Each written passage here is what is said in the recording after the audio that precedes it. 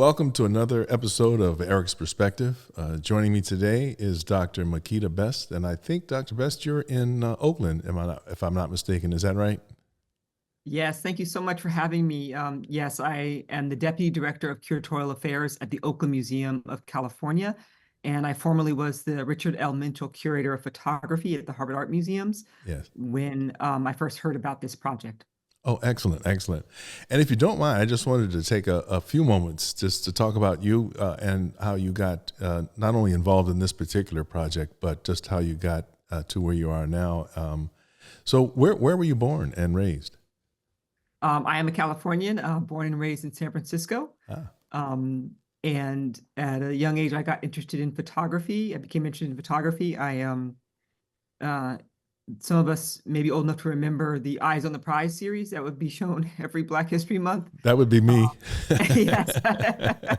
And I remember very vividly those images. And well, I was very moved by those images as a young person. And I also read a lot of magazines. I was very interested in documentary photography. I would read Vanity Fair and Time magazine, and I got very interested in photography. And then I saw another special exhibition.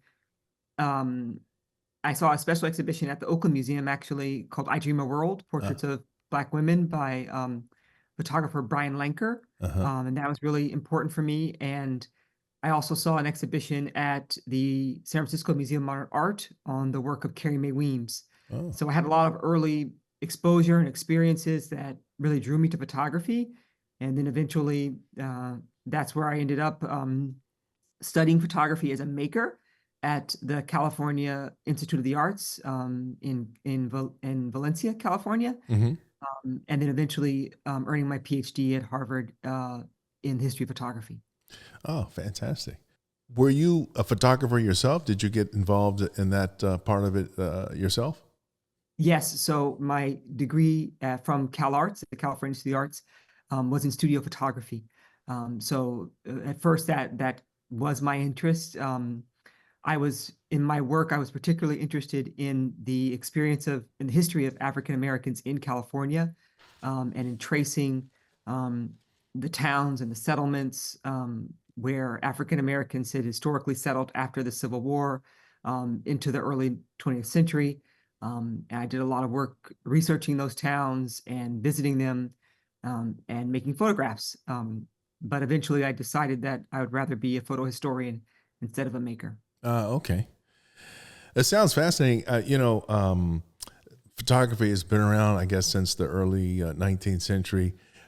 Just from your research and experience, what are some of the earliest examples of photography by African Americans that you were able to uncover? Yes, African Americans participated making photographs very early on in its history.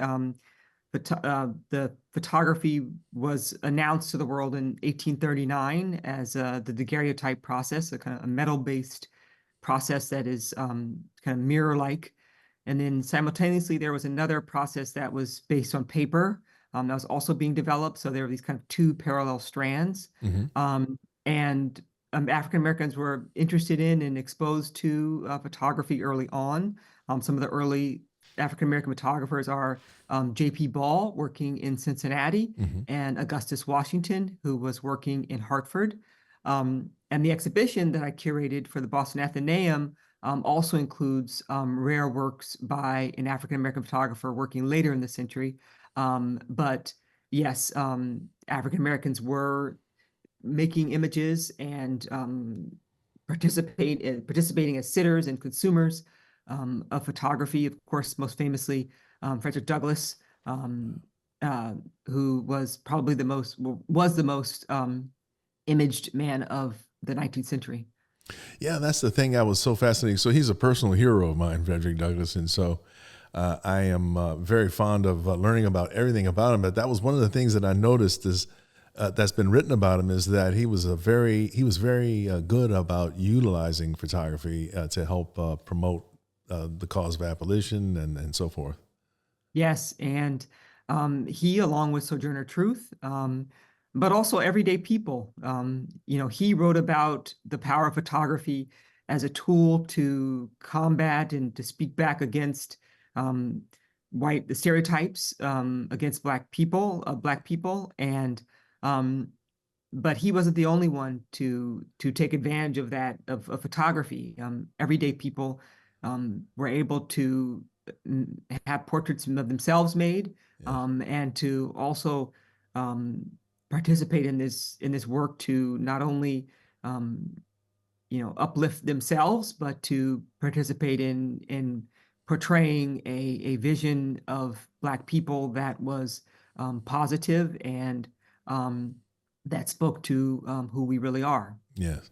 And I know that motivated a lot of the visual artists as well. I recall just like Henry Tanner, for example, saying that he painted Banjo Lesson and Thankful Poor in large part just to show that the stereotypes aren't really an accurate portrayal of African Americans. That there is another more humane side to the whole thing.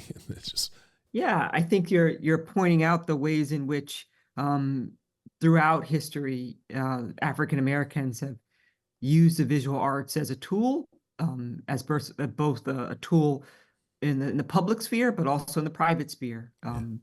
for themselves and as symbolic tools. And photography was very unique in that way because it was cheap and it was portable and accessible, and you could produce many images. And so photography played a special role in that project and in abolition. As a tool to create community, to picture community, to preserve community, and to share. Probably one of the most famous African American photographer is James Van Der Zee. Could you talk a little bit about him? What part did he play? I know that he was essential in the Harlem Renaissance, for example. Yes, James Van Der Zee made portraits of the African American community in Harlem during the Renaissance, during the Harlem Renaissance. At the height of his work, he was documenting families, weddings, associations. There were many different.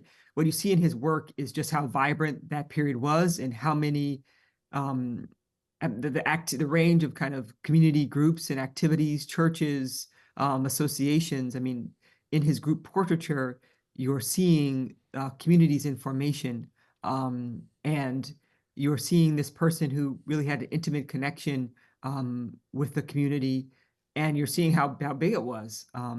His portraits were known for the props and the use of clothing, and then just the size of many of these groups. So technically, he was very skillful in creating these large group portraits and in making it seem like like you were kind of part of that group, like they were speaking directly to you, Mm. as someone looking at it in our contemporary moment. You feel that even though we're not of that time, and that is a testament to his skill as a portraitist. And which also I think points out that photography, there's more to it than just simply point and shoot. I mean, just like you say, to kind of set the setup, the set itself, the technical aspects of photography, especially back in the day. Uh, Yes. there was a lot. I just know from my own personal photography is a personal hobby of mine as well. And I had this 4x5 camera, and I remember taking a class and how involved it was just simply to put film in it. I mean, Yes. it has to be all loaded in the dark, and I'm just trying to imagine some of the earlier photographers having to go through all that, just the tripod, the whole thing. It was just pretty involved. I mean, we take for granted now we have our phones, we just point and shoot, and so it's right there instantly. But that didn't Oh, used to be yes. the case, right? Yes. In the early years of photography, you would have you would go to a portrait studio and you'd have a clamp on the back of your neck to kind of hold your neck and hold your head in place. Uh huh. Um, and the photographer would place your hands in a particular way so that your hands wouldn't shake. You had to hold still for a few moments.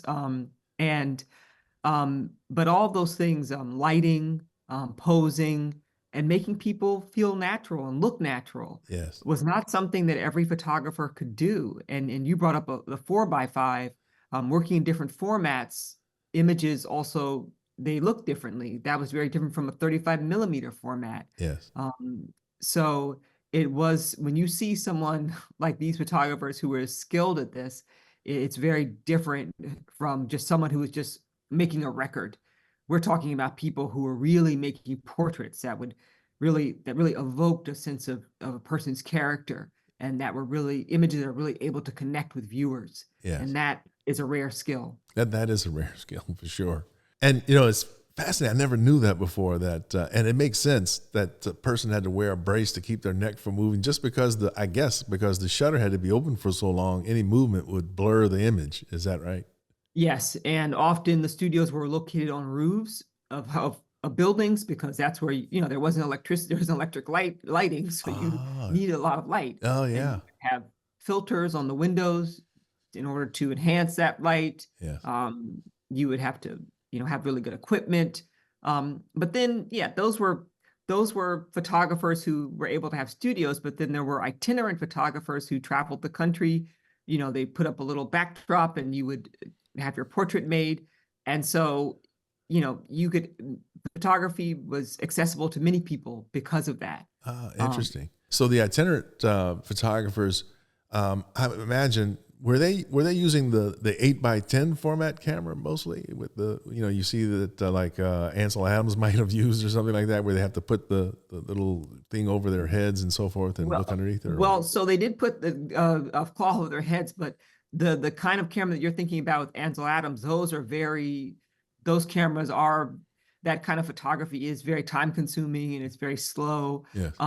These were people working in the 19th century version, which was, not necessarily quick, but they could make an image and produce them, and you would buy them right there. Oh, really? I'm talking particularly about the 1860s, when you had the arrival of a popular format, a card-based format. It's a photograph that was about 2 by 3 inches, and they were called carte de visites. And they were produced on cameras that had multiple lenses. And these are the forerunners to school pictures, right? So basically, you would get a sheet of images, and on these you might have a couple of poses, but they were produced very quickly. They were printed either onto paper, or if you couldn't afford paper, you would have an image produced on a cheap piece of tin. The tin-based ones aren't as legible. As you can imagine, a dark piece of tin doesn't pick up an image as brightly as a piece of paper would. But itinerant photographers would produce these tin types, and you could have them as a little photograph. You could cut them down. You could have a tiny one made, and it could be a piece of jewelry. Wow. But there were so many different types of photography by the 1860s. There was kind of an influx of ways of creating images and portraits, and Americans in particular really took advantage of that. And African Americans were a part of that clientele as well. So if they took the picture, how long would it take between the time the picture was taken and they could present the result to the client in those instances? So you would sit for the image. The image might take a few seconds or so, and then they would have to go back and they would kind of process it, and they would cut them up and give them to you, or give you the sheet. So would they use chemicals to develop the images? Yes. Okay. They would certainly use chemicals. An itinerant photographer would have a kind of traveling darkroom. But a studio would have a kind of assistants, or they would do the work themselves in the back, and they would produce the images. You might come back the next day and get them, or if you might wait.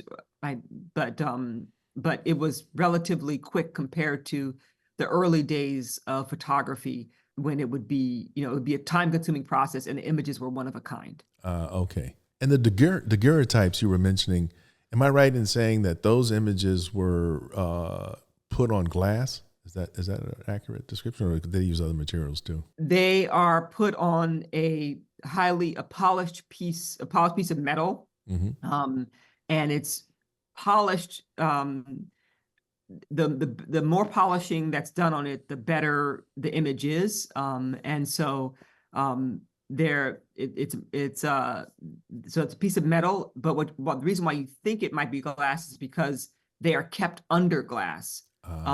You would put them in a case because they are very fragile. Oh, okay. You said 1839. How long did it take before that sort of matured into something different, like you were talking about with the tin types and that sort of thing? Do you have a sense of how long the technology improved? So the daguerreotype, as I mentioned, is a metal-based process, and that wasn't very practical. Those images are heavy, they're one of a kind, they have to be in a case, they're kind of fragile. You could scratch them. You couldn't put them in a book, you couldn't send them in a postcard, so they kind of had a limited opportunities for interaction.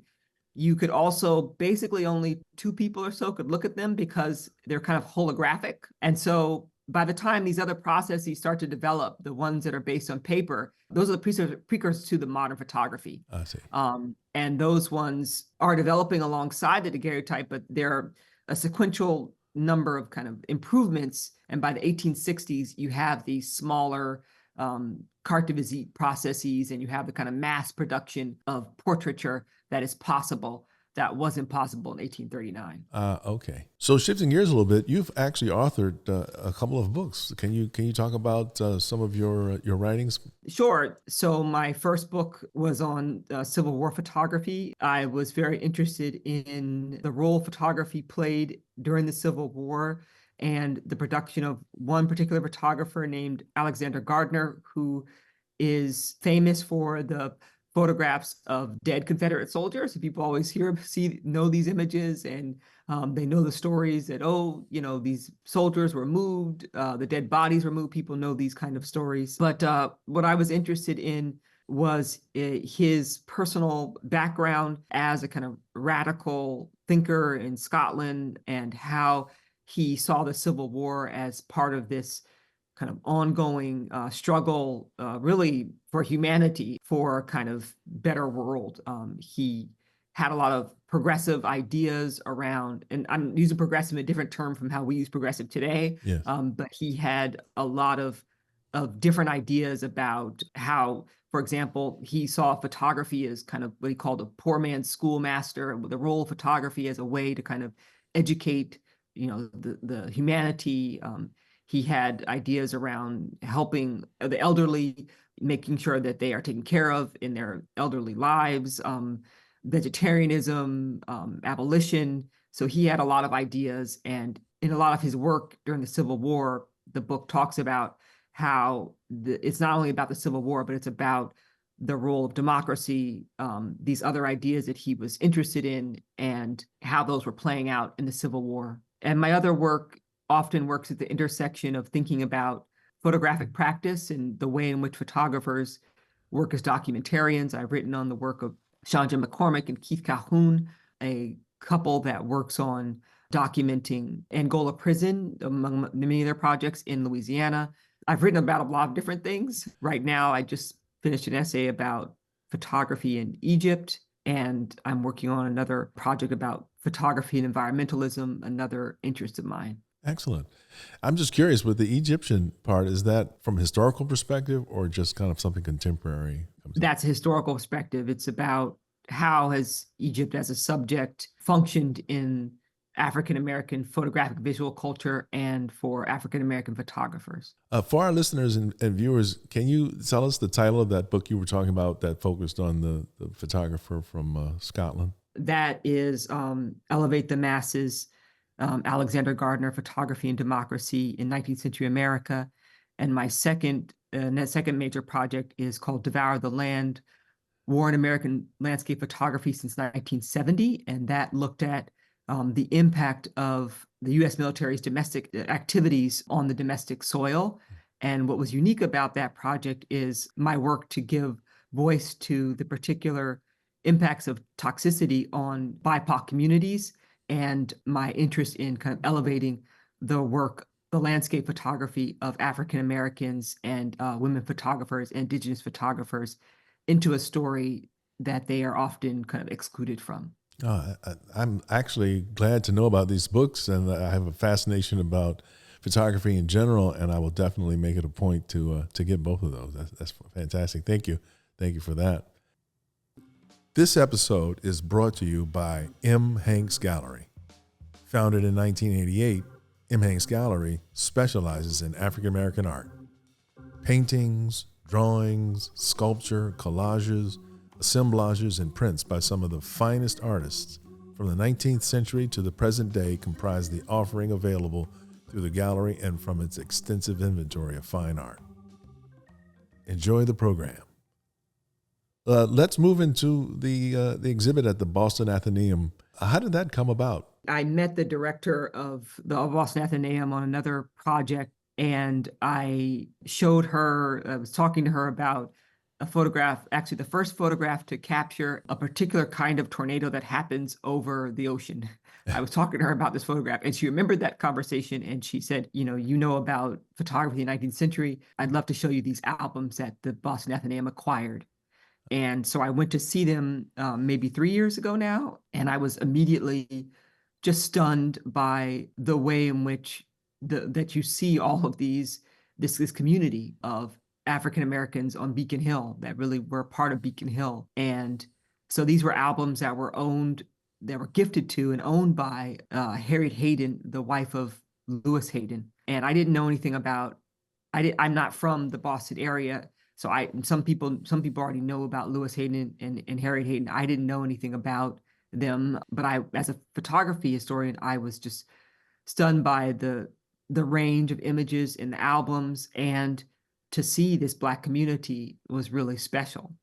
I can only imagine. And so is the exhibit focused solely on the photography, or is it more to it than just the photography? Yeah, so that's an interesting question.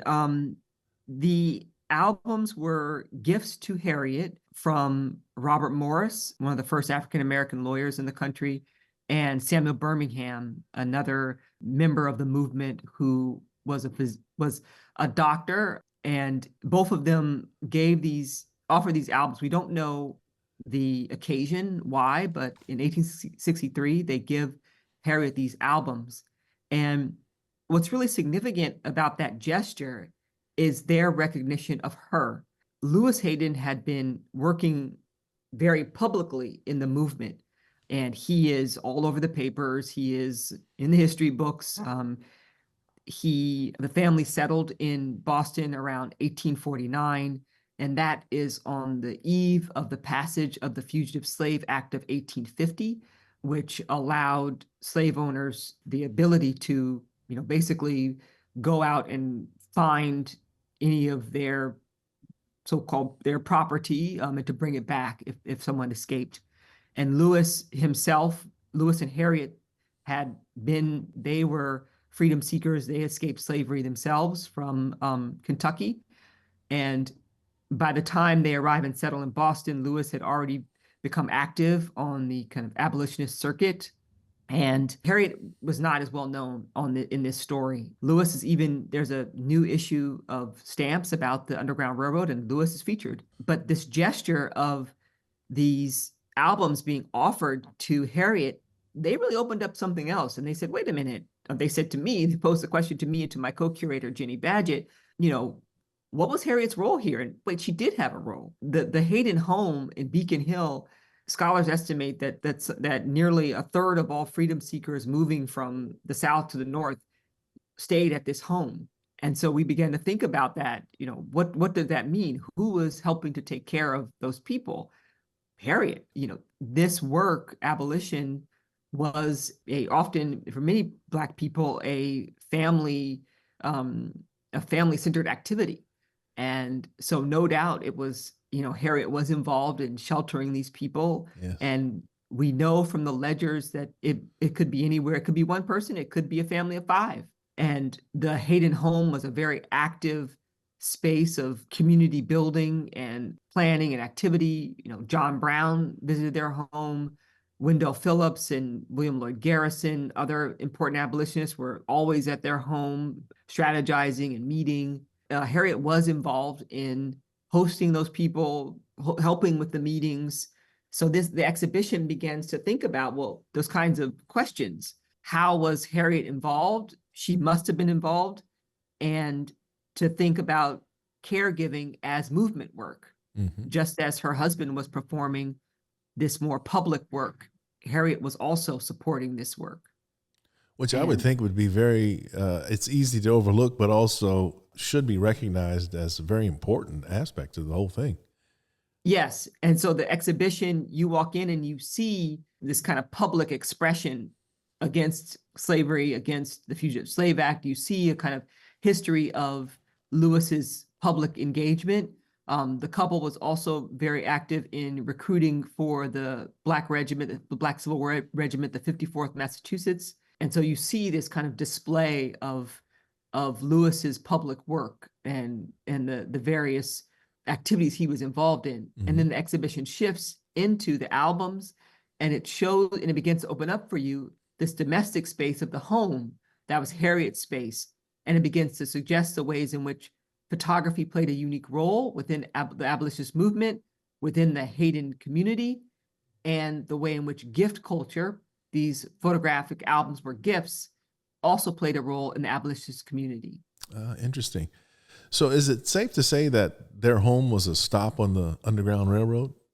It was. Oh, okay. And Beacon Hill was very important because the very architecture of Beacon Hill supported this movement, because there were various, many of the homes were connected. They were all these kind of alleyways and secret doors. And so Black people could live on Beacon Hill and not be detected. Freedom seekers could live there, and they would move around through this kind of network of homes and work and live until they moved on to the next space. I see. And Harriet and Lewis, they had a clothing store, and so they were actively trying to, help freedom seekers and help Black people through this clothing store, and they became quite wealthy through this clothing store. They owned their home, and that was also unusual.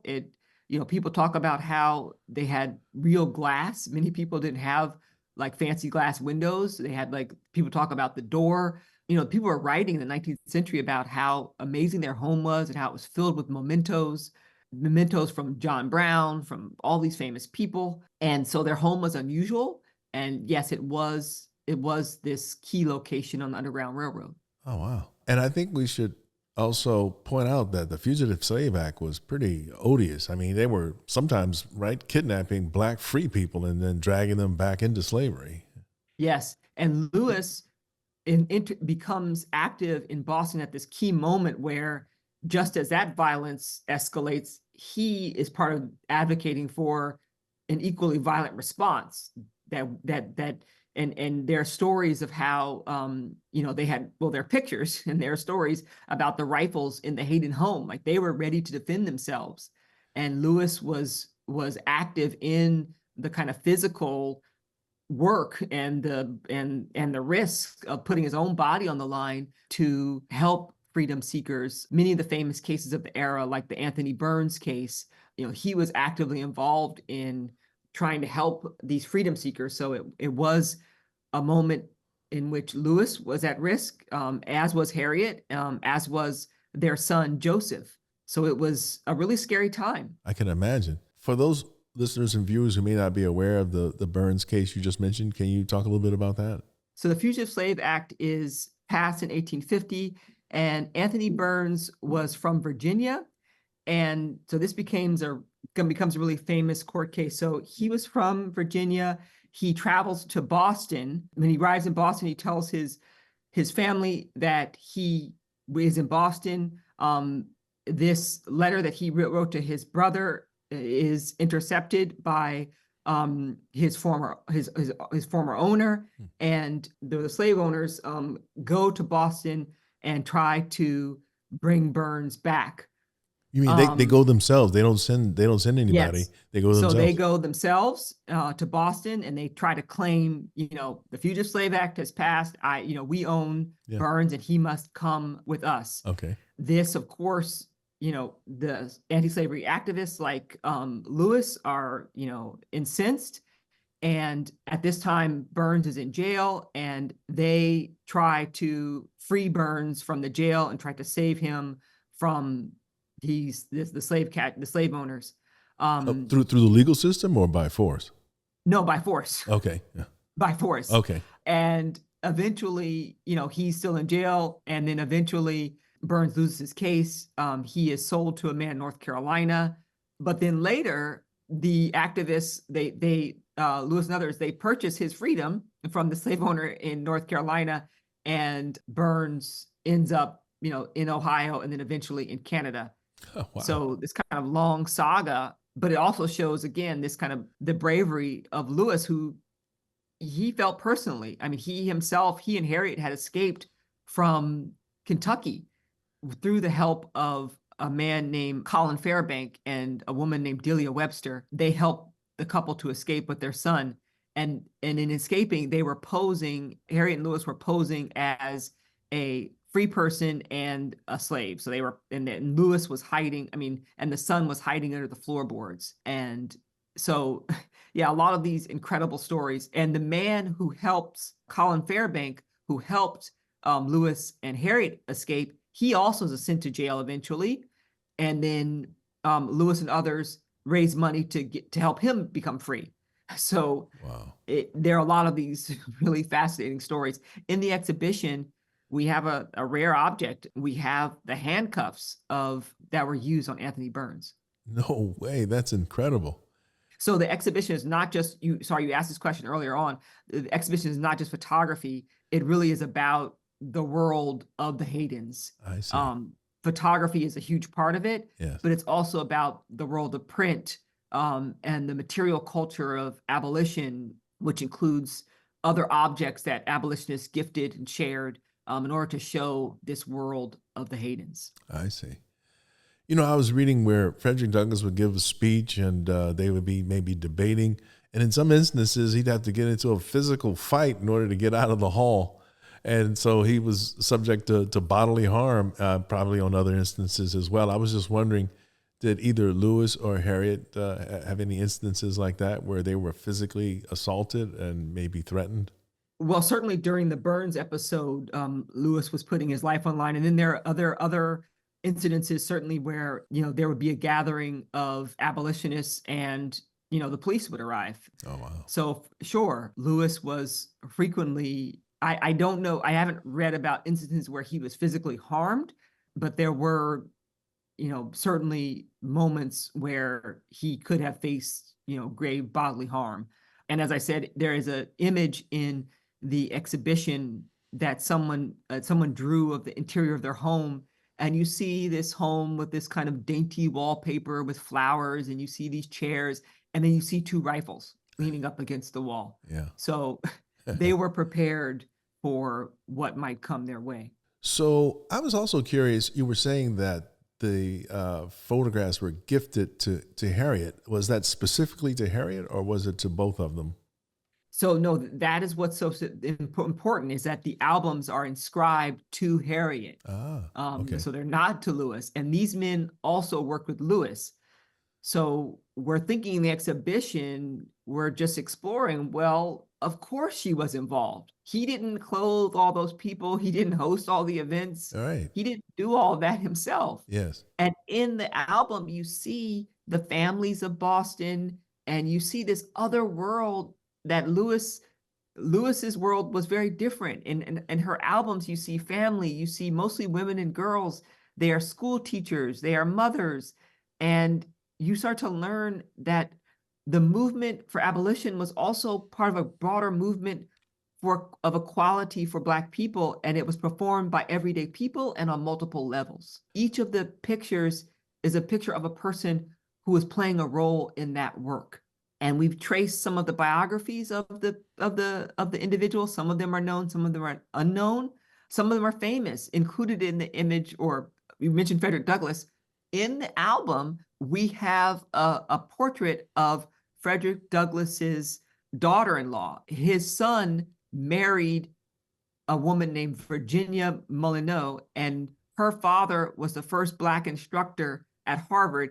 And she marries Frederick Douglass's son. Oh, wow.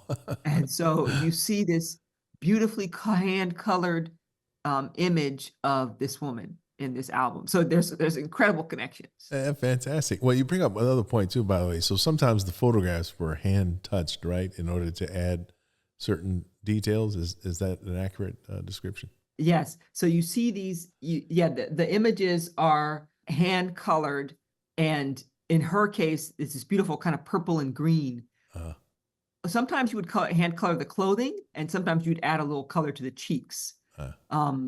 But in the pictures, even if they're not hand colored, you see incredible fashions. You see people, you would really dress up in these pictures, and that's also an incredible feature of them as well.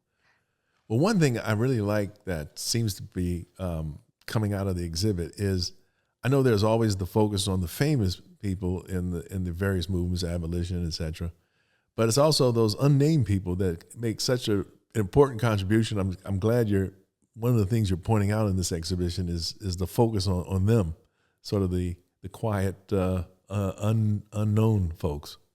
Well, yes, and isn't that the case that it is everyday people who do this work, right? It is everyday people like Harriet, right? Yeah. Their wives, their mothers, they're everyday people who are also doing this work. We know the famous people, but there are these everyday people as well. Yeah. And when you think about the Underground Railroad, yes, we know the famous conductors. We know of Harriet Tubman. Yeah. But for example, when the Haydens escaped, they were probably served by, there was an entire network of rural families living in the Ohio River Valley, Black families that probably helped them. Yeah. And we don't know who they are. Right. But they're everyday people that risk their lives to support this work.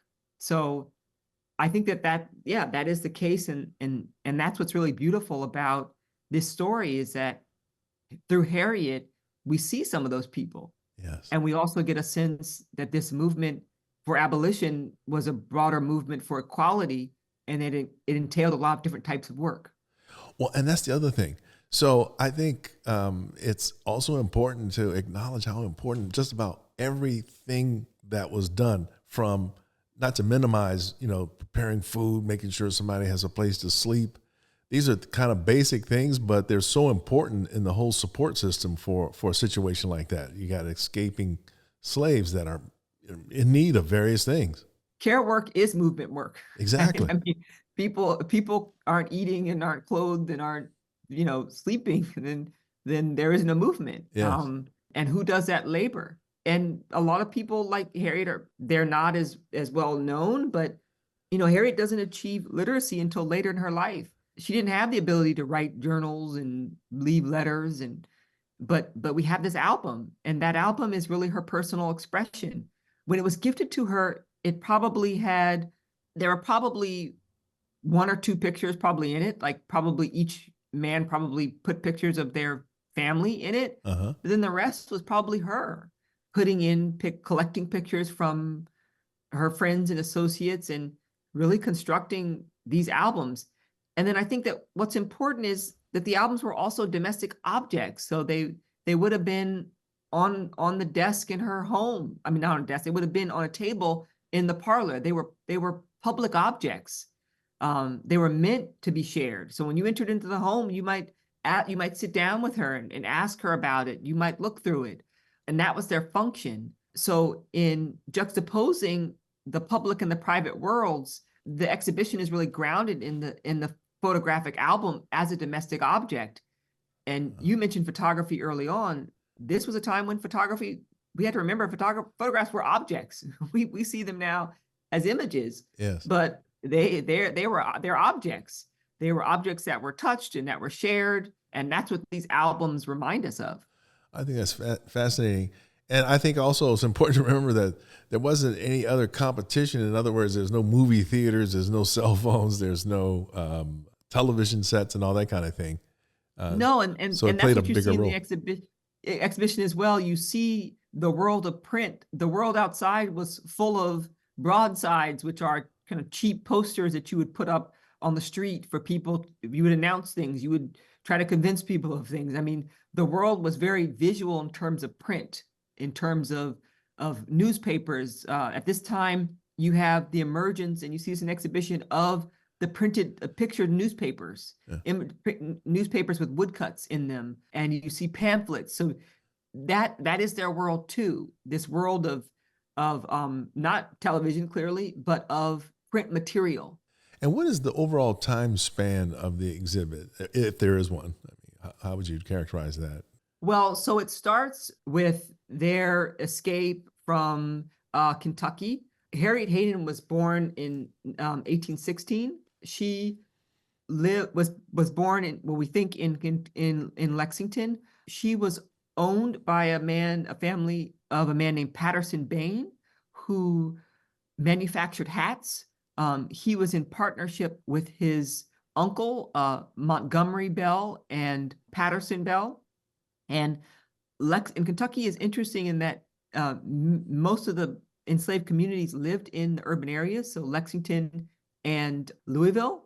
And so she meets Lewis when Lewis was working as a porter at the Phoenix Hotel. And so they meet around 1842. And at that time, Harriet already had a son named Joseph. And they escape together. They marry, they escape together. And by the time they settle in Boston, it's 1849. Okay. So the exhibition talks about their freedom journey. It talks about, their arrival and establishment of their kind of home in Boston.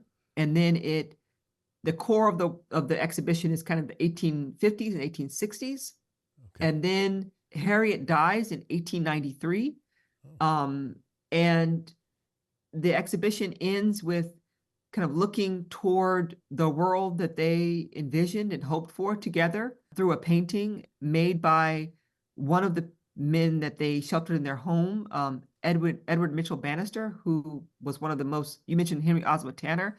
Edward Mitchell Bannister was one of the most important, probably there were only two, but the other important African-American landscape painter. He was also a photographer, and there are rare photographs by him in the album. Wow. So it ends with a painting by him. But I'll say that, so she dies in 1893. And one of the things that she does, which is also extraordinary, she created, so they own their home. She creates a scholarship for African-American students to attend Harvard Medical School. Good Lord. And there are still students today on that scholarship. Wow. And, it was national news. People were asking, how is it that this African-American woman could have the funds to do this?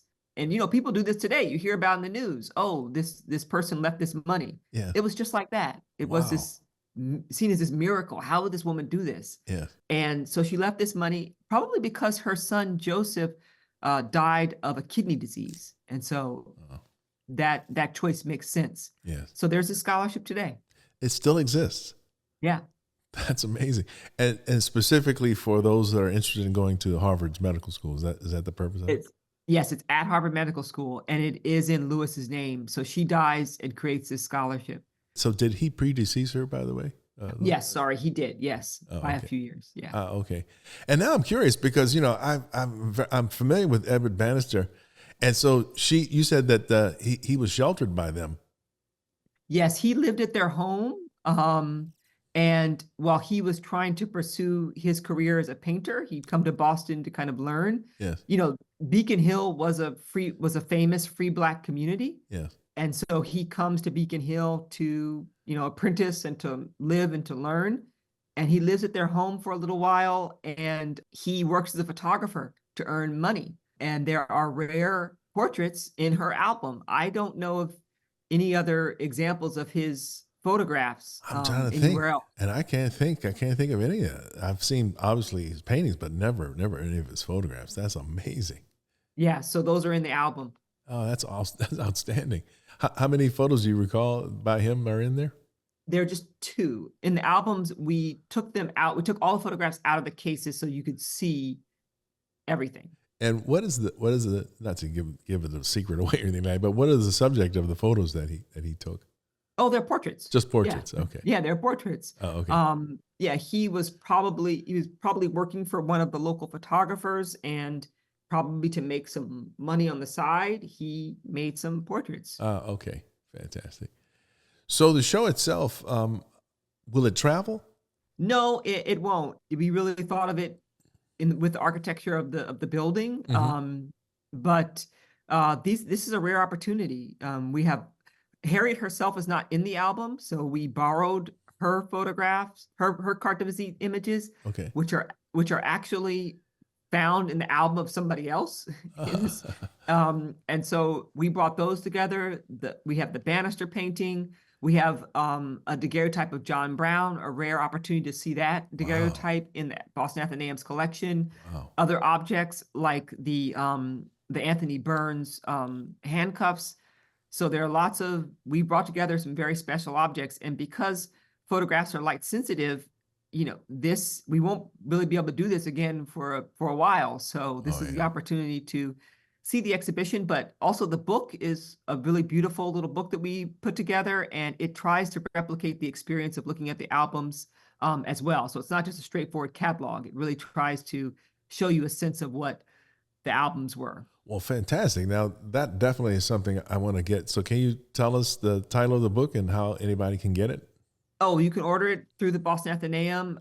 The book is under the same title, Framing Freedom, the Harriet Hayden albums. Oh, okay, fantastic. So I'm encouraging everybody out there to do like I'm going to do and get that book. How long will the show be up? Through June.